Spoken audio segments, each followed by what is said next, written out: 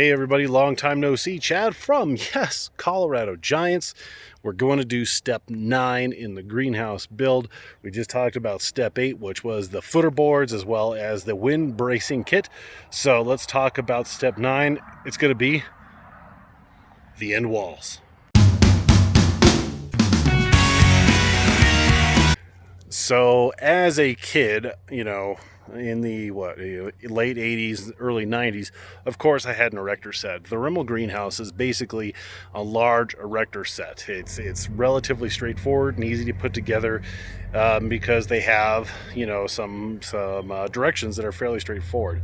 My direction manual, we've talked about that in the past, not the best, but I'm not going to knock Rimmel as a whole for me getting, kind of a not so great manual. Not the end of the world. I can figure it out.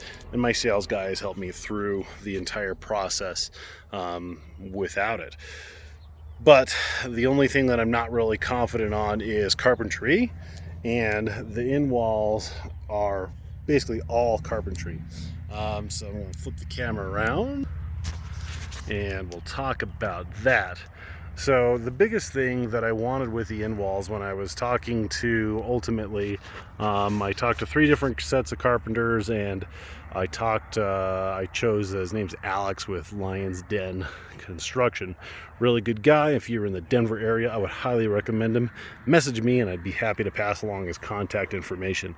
But, I just wanted something that's strong, that's going to last for several years, that in a big windstorm, this whole, wall is not going to wibble wobble out of square, rendering, the roll-up door and the door useless. So Alex definitely did a good job, and he did it right. So drove down rebar into the ground, leveled this, so put a footer board across it, obviously framed in the exhaust fan really nicely, and that went the extra mile and made the wind bracing flush, so it's not just kind of face mounted to the other 2x4s, which would have been really easy.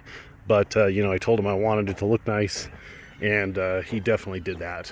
The passive vent up there, and the door opens and shuts quite nicely. And again, there's another footer board there. So what I really want to avoid is letting any insects in this greenhouse. That's been something that I've battled the last few years. So let's shut this. And we're going to be able to pretty much eliminate insect pressure in here, I hope, knock on wood. You can see there's a little bit of light bleed through right there, but this is easy enough to fix by going like that. So I'll just mound up a little dirt along the bottom, and I'll probably spray that with like garlic or something to keep insects from really tempting them to come in. I'll discourage them.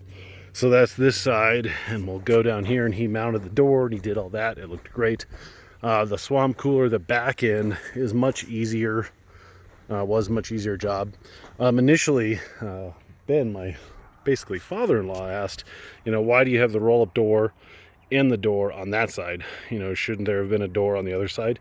And the answer to that is yes. Initially, I wanted that door, the roll-up door on this side and the door on this side. But as I started to frame that and doing a poor job of it, I realized that I should just do this side in totality, because eventually I wanted a door over here anyway, because I don't want to raise that door frequently, allowing bugs to come in and letting all my cool air out.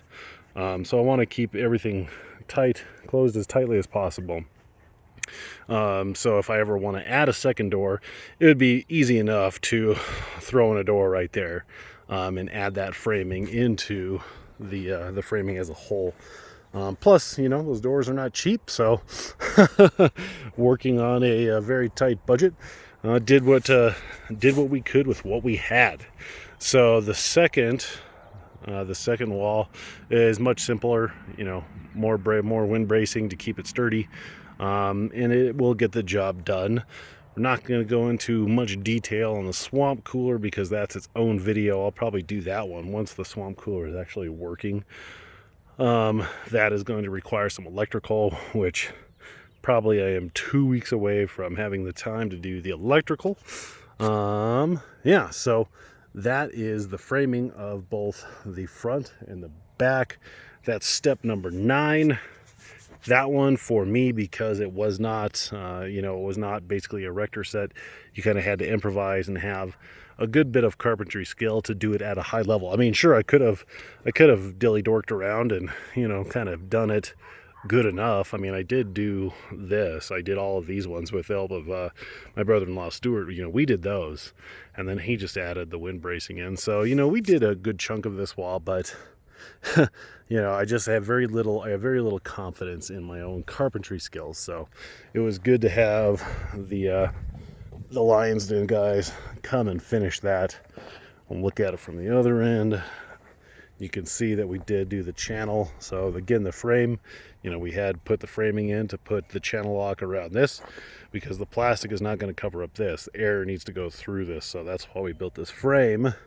And I'll tell you what we're going to do with this area in general, because these are, you can kind of see, bugs could crawl through here. I don't want that. No bugs. No bugas. So, yeah, that's it. Hopefully you guys are enjoying this series of videos on how to build your own Remel greenhouse. And if you do, make sure you subscribe to the channel, like the video. If you have questions, ask them down below. Always happy to answer the questions. Look at that beautiful Colorado sunset. Quite picturesque with this sweet greenhouse shot. Thanks for watching, everybody. We will catch you next time. Get out there and grow yourself one heck of a giant pumpkin.